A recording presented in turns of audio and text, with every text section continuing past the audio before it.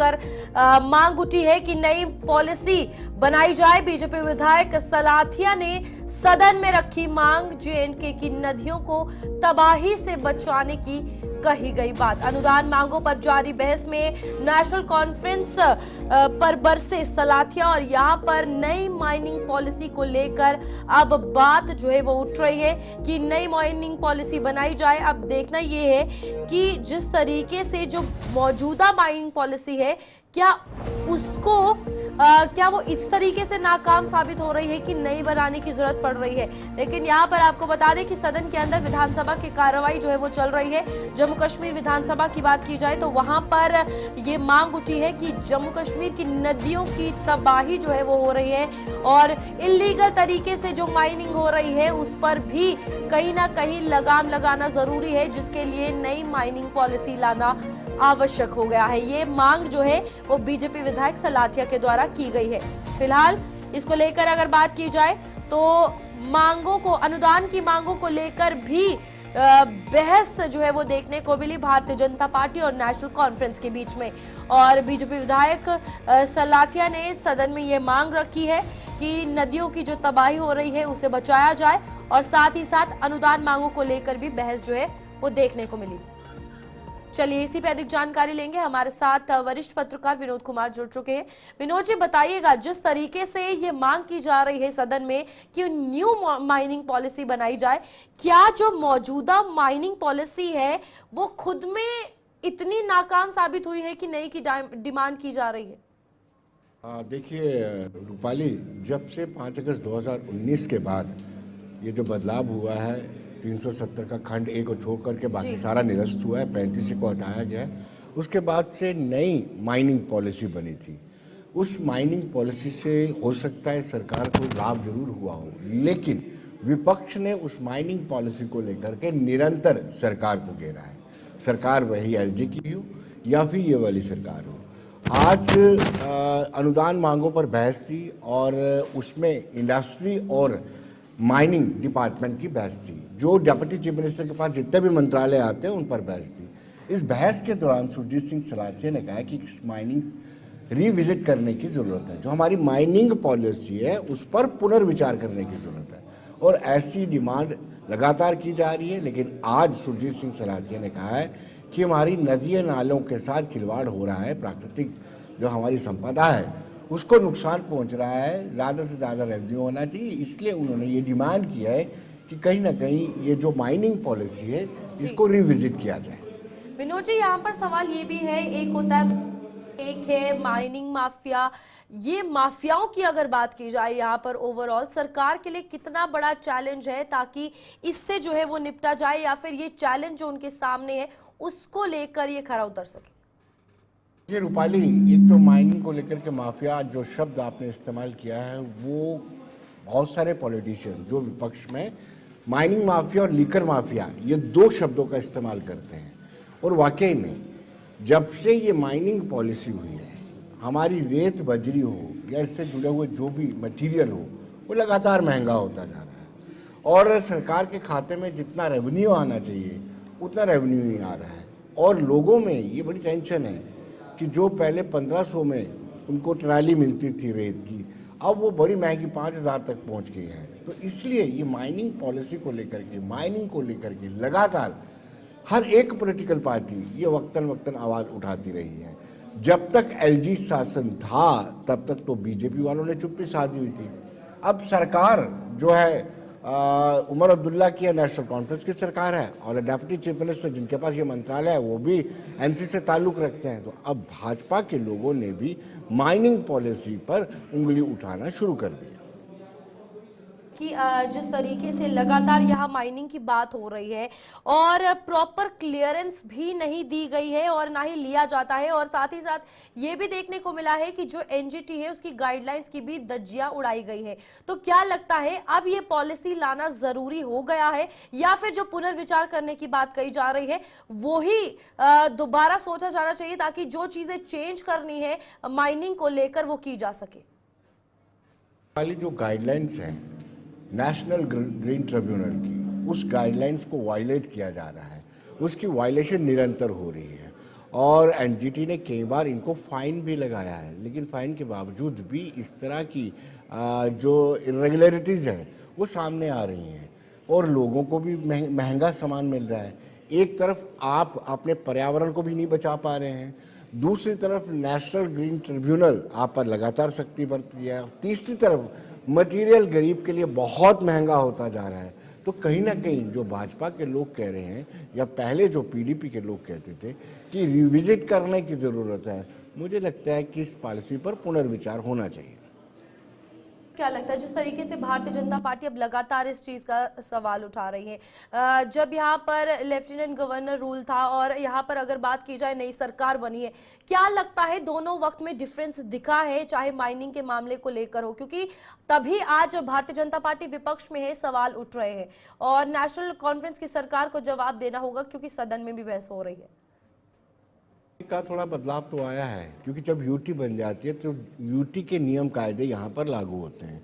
5 अगस्त 2019 से पहले यहाँ एक अपना कॉन्स्टिट्यूशन था, यहाँ एक अपना झंडा था, यानी 2 झंडे थे, 2 संविधान थे, तो ये मनमानी हुआ करती थी। लेकिन अब जब उन्होंने जो बाहर दूसरी स्टेट्स में या दूसरी यूटीज़ में ये पॉलिसीज चलती हैं, चाहे माइनिंग हो या लीकर पॉलिसी हो, उन्हीं को यहाँ पे अडॉप्ट किया है, ऑप्ट किया है, तो थोड़ा सा बदलाव तो आएगा ही।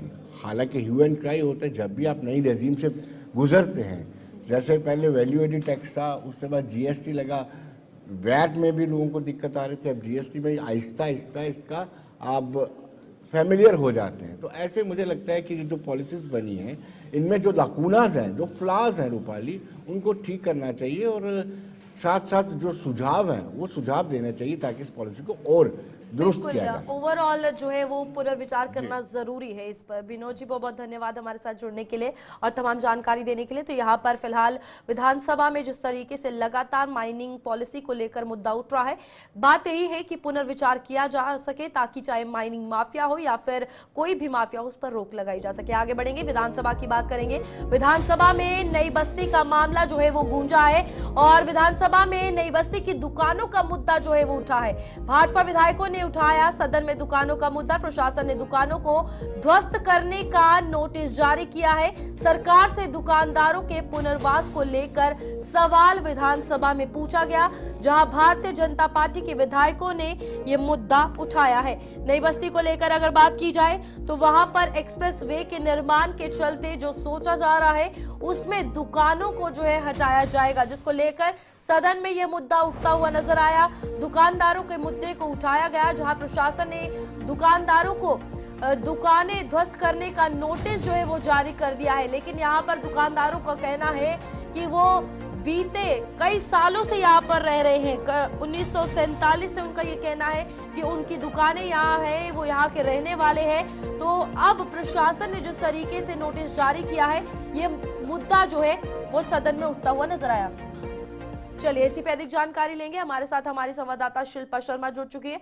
शिल्पा, बताइएगा सदन में किस तरीके से रिएक्शन जो है इस मुद्दे को लेकर निकलकर सामने आया, क्योंकि दुकानदारों की अगर बात की जाए उनका भी साफ तौर पर यह कहना है कि वो 1947 से यहाँ पर है। लेकिन क्या कुछ नेताओं के द्वारा कहा गया जब ये मुद्दा उठा?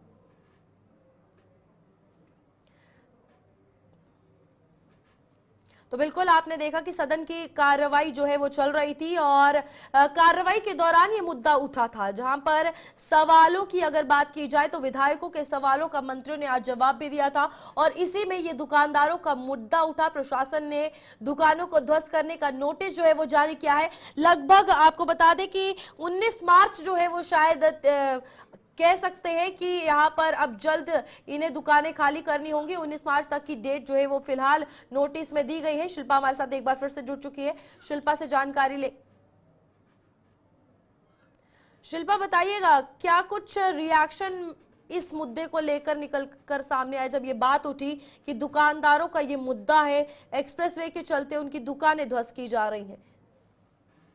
बिल्कुल, देखिए दिल्ली अमृतसर कटरा एक्सप्रेसवे का इसमें निर्माण कार्य चल रहा है और कई बार जो है इस प्रकार के नोटिस भी वहां पर जो है वो जो नई बस्ती के दुकानदार हैं, यानी जिनकी दुकानें तोड़कर जो है वो वहां से रास्ता गुजरना है, उन्हें कई बार नोटिस भी दिया गया है। और आज भारतीय जनता पार्टी के द्वारा जो है वो ये मुद्दा असेंबली में उठाया गया कि करीबन 10 से भी ज्यादा दुकानें ऐसे हैं, 14 के करीब दुकानें ऐसे बताई जा रही है जिन्हें 7 दिन का नोटिस मिला है, नोटिस पीरियड मिला है कि उन्हें 7 दिन के भीतर जो है वो खाली करना है। इस प्रकार का भारतीय जनता पार्टी के एमएलए के द्वारा जो है वो ये मुद्दा असेंबली में उठाया गया, लेकिन आप देखिए कि क्वेश्चन आवर जो है वो खत्म हो चुका था, समय खत्म हो चुका था, जहाँ पे स्पीकर के द्वारा ये साफ तौर पर कहा गया कि इस समय कोई भी रिप्लाई यानी कि कोई भी मंत्री जो है वो इस समय रिप्लाई नहीं कर सकता है। अगर वॉलंटरी कोई रिप्लाई करना चाहे तो वो रिप्लाई कर सकता है, लेकिन इसका सरकार के द्वारा कोई भी जवाब जो है वो नहीं आया। इस समय दुकानदारों के द्वारा प्रदर्शन भी किया गया और दुकानदार काफी ज्यादा परेशान है। दुकानदारों का ये कहना है कि 7 दिन का नोटिस पीरियड तो दिया गया खाली करने का, लेकिन एक विकल्प नहीं दिया गया कि जो वो यानी कि रिहैबिलिटेशन की वो बात कर रही थी कि उन्हें जो है दुकान के बदले दुकान जो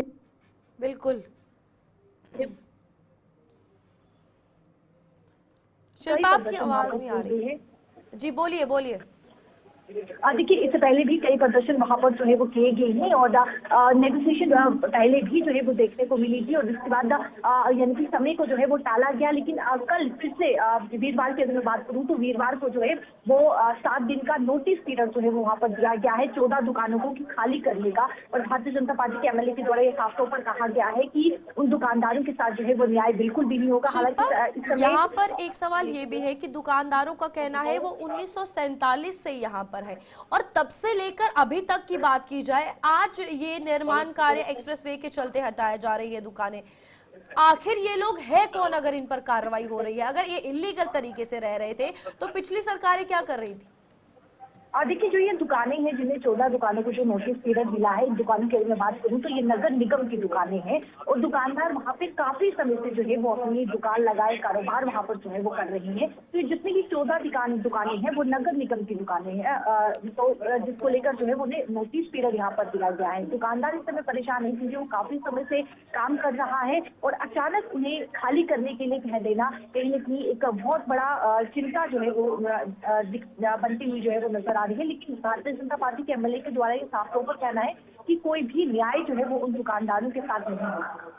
शिल्पा, यहाँ सवाल ये है कि क्या जिस तरीके से ये मुद्दा उठाया गया है, जिस तरीके से अब ध्वस्त करने के लिए नोटिस जारी कर दिया है, ये वोट बैंक के लिए किया जा रहा है या सच में इन दुकानदारों के बारे में सोचा भी जा रहा है? क्योंकि राजनीति की अगर बात की जाए किसी ना किसी रणनीति के अकॉर्डिंग ही चलते हैं, लेकिन जनता बहुत पीछे होती है उसमें। और देखिए, जो दिल्ली अमृतसर कटरा एक्सप्रेसवे है उसका निर्माण कार्य हो रहा है और वो जो फ्लाईओवर है वो उन दुकानों से यानी कि वो जो रास्ता है वो उन दुकानों से गुजरना है, उन दुकानों को तोड़कर ही वो रास्ता जो है वो बन पाएगा। तो जितनी ये 14 दुकानें हैं वो कहीं न कहीं बीच में आ रही हैं, जिनके चलते इन्हें 7 दिन का नोटिस पीरियड यहाँ पर दिया गया है। दूसरी बात मैं आपको बता दूं कि यहाँ पर देखिए मुआवजे की भी जब पिछले समय में जो है वो प्रदर्शन किया गया था दुकानदारों के द्वारा, तो उन्हें एक मुआवजा की बात यहाँ पर की गई थी कि आपको एक जितना भी यानी कि जितने वो एरिया में दुकान होगी उतना जो है वो उसे मुआवजा जो है वो उस हिसाब से दिया जाएगा। तो यहाँ पर मुआवजा देने की बात जो है वो की जाए, अथॉरिटी के द्वारा मुआवजा देने की बात तो की जा रही है, लेकिन जो दुकानदार है वो इस बात पे अड़े हुए हैं कि हमें दुकान के बदले दुकान चाहिए, हमें किसी प्रकार का कोई भी मुआवजा नहीं चाहिए। तो दुकान उन्हें नहीं मिल रही है, इस प्रकार का विकल्प उन्हें नहीं मिल रहा है, जहाँ पर इस समय दुकानदार काफी ज्यादा जो है वो परेशान है। यहाँ पर कितना बड़ा ये मुद्दा है, क्योंकि दुकानदारों की अगर बात की जाए, अगर दुकानें टूटती है उनका रोजगार चला जाएगा।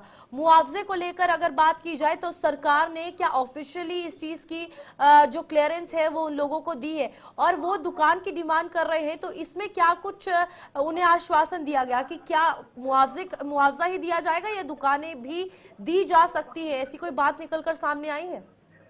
देखिए, फिलहाल अथॉरिटी के द्वारा जो है वो ये मुआवजे को लेकर जो है यानी कि वो एक ही बात पे अड़े हुए हैं कि मुआवजा जो है वो उन्हें दिया जाएगा, लेकिन दुकानदार जो है वो अपनी बात पे अड़े हुए हैं कि उन्हें दुकान के बदले दुकान दें। भारतीय जनता पार्टी के तमाम जितने भी एमएलए हैं उनके द्वारा ये साफ तौर पर कहा गया है कि हम जो दुकानदार है उनके साथ अन्याय होने नहीं देंगे, न्याय उनके साथ जरूर करेंगे। हालांकि जब ये सवाल उठाया गया असेंबली में तब उस समय खत्म हो चुका था, क्वेश्चन आवर का समय खत्म हो चुका था, तो कहीं न कहीं सरकार के द्वारा जो है वो जवाब नहीं दिया गया। तो साफ तौर पर भारतीय जनता पार्टी एमएलए दुकानदारों के साथ खड़ी है, लेकिन जो यहाँ पर दुकानदार विकल्प मांग रहे हैं यानी कि दुकान मांग रहे हैं उन्हें वो दुकान नहीं मिल रही। ठीक है शिल्पा, बहुत बहुत धन्यवाद। हमारे साथ विकास भी जुड़े हुए हैं, विकास से भी जानकारी लेंगे इस मुद्दे को लेकर, क्योंकि सदन में ये मुद्दा उठता नजर आया है। विकास, आपसे सवाल करना चाहूंगी कि दुकानदारों का क्या कुछ कहना है? आप ग्राउंड पर गए, क्या कुछ जानकारी निकलकर सामने आई इस मुद्दे को लेकर? क्योंकि सदन में तो बात उठी, लेकिन ग्राउंड लेवल पर क्या बातें सामने आ रही हैं?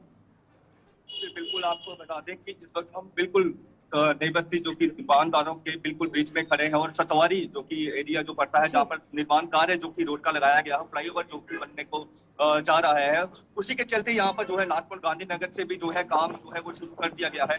फिलहाल हम आप देख सकते हैं मेरे पीछे ये सारे दुकानदार हैं जो फिलहाल जो अपनी डिमांड को लेकर काफी लंबे समय से जो है प्रदर्शन करते हुए नजर आ रहे हैं, क्योंकि पहले जो है 39 दुकानों का अल्टीमेटम टाइम दिया गया था। फिर कुछ देर के बाद जो है जब इनके द्वारा प्रदर्शन किया गया तो उसके बाद जो है सरकार के द्वारा जो है इस चीज को रोक किया गया। लेकिन फिर से अगर आपको बता दो 13 तारीख को एक नोटिस जारी किया जाता है जिसमें जो है 14 दुकानों को डिमोलिश करने का जो है जी किया गया। उसके बाद से ही दुकानदार काफी ज्यादा क्रोध में और नाराजगी जो है व्यक्त की। और फिलहाल आप देख सकते हैं हमारे साथ ये सभी दुकानदार जो है इस वक्त विकास जो है इनसे धरने पर बात बैठे हुए हैं। करिएगा, ये क्या कुछ कहना चाहते हैं सरकार से, इनकी क्या डिमांड है और सरकार का रिएक्शन फिलहाल इस बात पर कुछ नहीं निकल कर आया है, लेकिन ये क्या कुछ रिएक्ट कर रहे हैं? जी बिल्कुल, मैं इस वक्त हमारे पास जो दुकानदार जितने भी एसोसिएशन के प्रेसिडेंट हैं, अगर हम बात करें तो नवीन गुप्ता जी, उनसे हम बात करते हैं कि उनका जो है इस पर क्या कहना है। जी जी सर, पहले तो बताएं सर कि जैसे कि दुकानों का इस वक्त डिमोलिशन का जो ड्राइव का ऑर्डर आया है उसमें थोड़ा सा बताएं।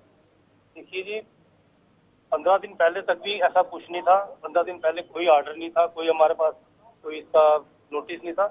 हमें 1 डेढ़ महीना पहले बुलाया जाता है कमिश्नर साहब ने कि आपको जहाँ से रिहैब किया जाएगा चंद्रभागा के पास, वहाँ पे ऐसे 300 फीट की स्ट्रिप है, वहाँ पे आपको 40 से 40 दुकानें बना दी जाएंगी और आपको शिफ्ट कर दिया जाएगा और उसके बाद हम ये जगह खाली करवा लेंगे। जब तक आपको देंगे उससे पहले आपको परेशान नहीं करेंगे।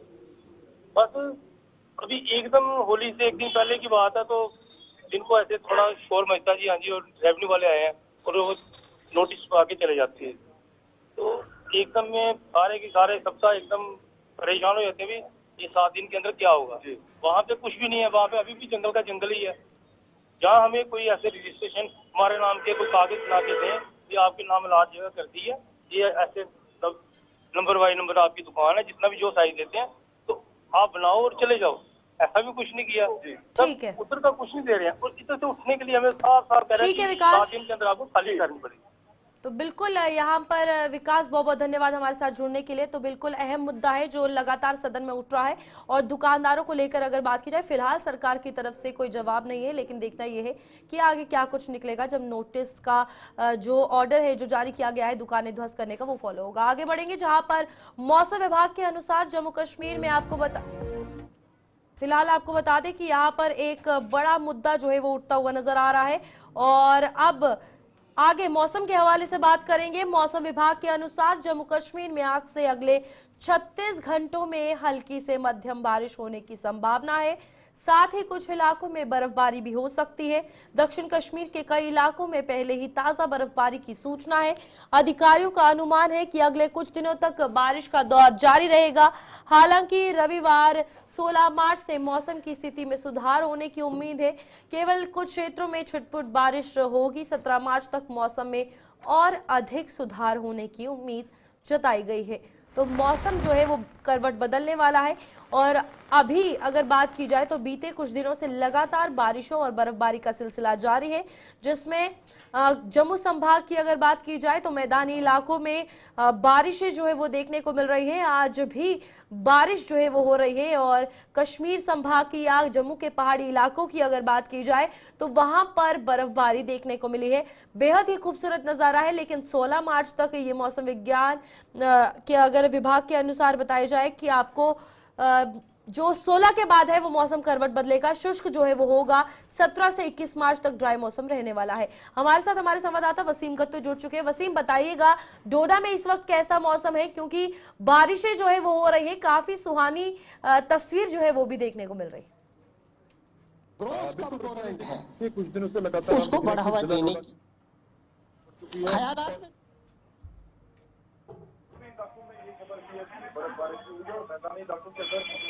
लगातार बारिश जारी है। हर काफी ज्यादा मुजफ्फर को लेकर बात करें या जिला डोडा को लेकर बात करें तो है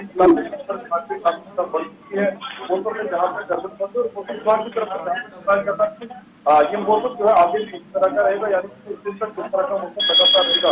अगर हम बात बात जहाँ पे करें, जैसे कि उतना बरस वाला इलाका, इन इलाकों के अंदर अक्सर रास्ता बंद होता है, तो हम देख रहे हैं कि एडमिशन से जहाँ पे पहले उन्हें देखती है, इन इलाकों से कोई भी खबर नहीं थी, कोई रास्ता बंद नहीं कर सकती है। और बड़ा इंपॉर्टेंट जहाँ पे मौसम का बड़ा ही पाक महीना चल रहा है, इस 5 महीने में देख रहे हैं कि लोगों को किल्लत काफी ज्यादा आ रही है, वो पानी को लेकर किल्लत है, तो लोगों ने एडमिशन से अपील, ठीक है वसीम, समस्या है उसको जल्द से जल्द किया। बहुत बहुत धन्यवाद हमारे साथ जुड़ने के लिए। आगे बढ़ेंगे जहां पर खराब मौसम से जम्मू श्रीनगर हाईवे प्रभावित है और आपको बता दें हाईवे पर यातायात में खलल पड़ रहा है।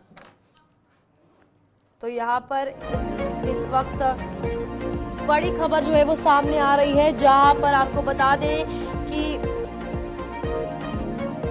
किश्तवाड़ की अगर बात की जाए तो हिमस्खलन के लेकर किश्तवाड़ से बड़ी खबर सामने आ रही है। किश्तवाड़ के पाडर में अवलांच जो है वो देखने को मिला है और पाडर के गंधारी इलाके में ये हिमस्खलन हुआ है और हिमस्खलन में किसी के हताहत होने की खबर नहीं है। यहाँ पर मौसम के करवट बदलने के चलते जो है वो बर्फबारी का सिलसिला जो है वो शुरू हो गया है और हिमस्खलन की जो घटना है वो फिलहाल सामने आई है, लेकिन किसी भी जानी नुकसान की कोई भी खबर नहीं है। और इस वक्त आपको बता दें कि ये बड़ी खबर जो है किश्तवाड़ से सामने है, जहां अवलांच जो है वो आया है और स्नो अवलांच के चलते फिलहाल पाडर के गंधारी इलाके की अगर बात की जाए कोई भी हताहत होने की खबर नहीं है।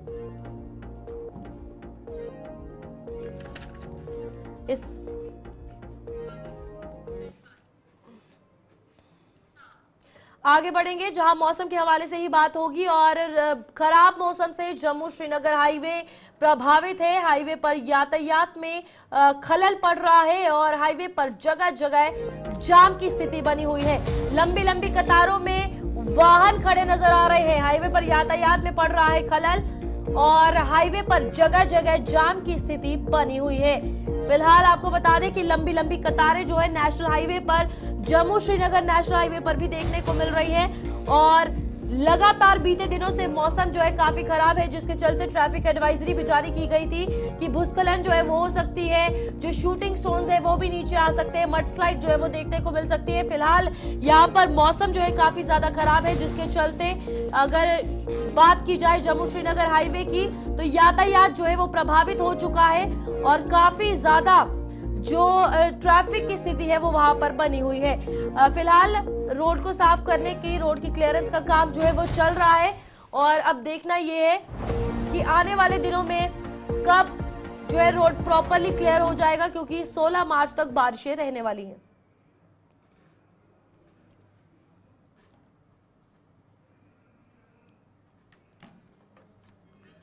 चलिए इसी पे अधिक जानकारी लेंगे। हमारे साथ हमारे संवाददाता नदीम इकबाल जुड़ चुके हैं। नदीम, बताइएगा किस तरीके से अभी वहां पर जाम की स्थिति है, कितना ट्रैफिक जाम लगा है और ट्रैफिक विभाग कैसे काम कर रहा है? जी बिल्कुल, देखिए इस वक्त श्रीनगर जम्मू नेशनल हाईवे की बात करें, खराब मौसम के बाद श्रीनगर जम्मू नेशनल हाईवे पर गाड़ियों की आमदरफ्त में अगरचे खलल पड़ रहा था, ट्रैफिक जैम की लंबी लंबी कतारें भी देखने को मिली, लेकिन इस वक्त मिहाड़ के मकाम पर क्लियरेंस का काम मुकम्मल हो चुका है और गाड़ियों को आगे बढ़ने की इजाजत मिल गई है। हालांकि गुज़श्ता दिनों मौसम खराब होने की वजह से मिहाड़ के मकाम पर जो सड़क का एक बड़ा हिस्सा ढह गया था, वहां पर अभी तक सिंगल लेन है, जिस वजह से ट्रैफिक जैम और एक तरफ की गाड़ियों को रुकाया जाता है, क्योंकि वहां पर एक साथ में दोनों अतराफ की गाड़ियां नहीं चल सकती। और ये चीजें हम देख रहे हैं क्योंकि खराब मौसम एक तरफ बना हुआ है, दूसरी तरफ श्रीनगर जम्मू नेशनल हाईवे पर हालात जो पैदाशुदा सूरत हाल है उससे भी मुसाफिरों को कहीं ना कहीं दिक्कतें हैं, परेशानियां हैं। लेकिन यह है कि पूरी तरह से हाईवे पर ट्रैफिक बंद नहीं हुआ है, क्योंकि सुबह के मुकाबले में अगर अभी हम बात करें, अभी मौसम में कहीं ना कहीं थोड़ी बहुत बेहतरी देखने को मिल रही है। हालांकि अभी भी जो बादल पूरी तरह से छाए हुए हैं और मौसम की पेशगोई के मुताबिक जो है आज बारिशें रह सकती है, लेकिन फिलहाल आज शाम तक देखना होगा कि मौसम किस तरह से रहता है और उसके बाद हम यहाँ ये पर कह मौसम सकते के हैं कि हवाले से हाईवे अगर बात की जाए, जब भी मौसम खराब होता है, मौसम प्रभावित होता है, रामबन से लेकर बनिहाल वाला एरिया एक ऐसा है जो सबसे ज्यादा अफेक्टेड होता है। उसको लेकर इस बार अब आगे 16 मार्च तक मौसम खराब रहने वाला है, ट्रैफिक विभाग क्या कुछ डिफरेंट कर रहा है? जी बिल्कुल, देखिए अब की बात की है, क्योंकि मौसम जब खराब हुआ है उसके बाद बहुत कम वक्त के लिए श्रीनगर जम्मू नेशनल हाईवे गाड़ी की आमदरफ्त के लिए बंद हुआ है। यानी ये चीज कहे कि वेहिकुलर मूवमेंट जो है श्रीनगर जम्मू नेशनल हाईवे पर वो कंटिन्यू रहा है। हालांकि कुछ दिक्कतें, कुछ परेशानियां आई जरूर, लेकिन उन्हें जो है टैकल करने की उस तरह से कोशिश भी की गई। ठीक है नदीम, बहुत बहुत धन्यवाद हमारे साथ जुड़ने के लिए। तो आगे बढ़ेंगे जहां पर एक और बड़ी खबर जो है वो सामने आ रही है और आपको बता दें कि स्कूलों में छुट्टी को लेकर रामबन से ये बड़ी खबर है, जहां शिक्षा विभाग ने स्कूलों की अगर बात की जाए तो छुट्टी की घोषणा कर दी है। जिले के सरकारी और निजी स्कूल 15 मार्च को बंद रहेंगे। खराब मौसम के चलते सीईओ रामबन ने ये फैसला ले लिया है। तो फिलहाल बड़ी खबर, जहां पर शिक्षा विभाग की अगर बात की जाए तो ये बड़ा फैसला उनकी तरफ से लिया गया है, क्योंकि जम्मू कश्मीर की अगर बात की जाए तो मौसम काफी ज्यादा प्रभावित है, रास्ते जो है काफी ज्यादा खराब है। अब सरकारी स्कूल हो या निजी स्कूल हो, दोनों को बंद रखा गया है और 15 मार्च को ये स्कूल बंद रहेंगे। सीईओ के द्वारा ये ऑर्डर जारी कर दिया गया है। चलिए, जम्मू कश्मीर के इस बुलेटिन में इतना ही। खबरों का सिलसिला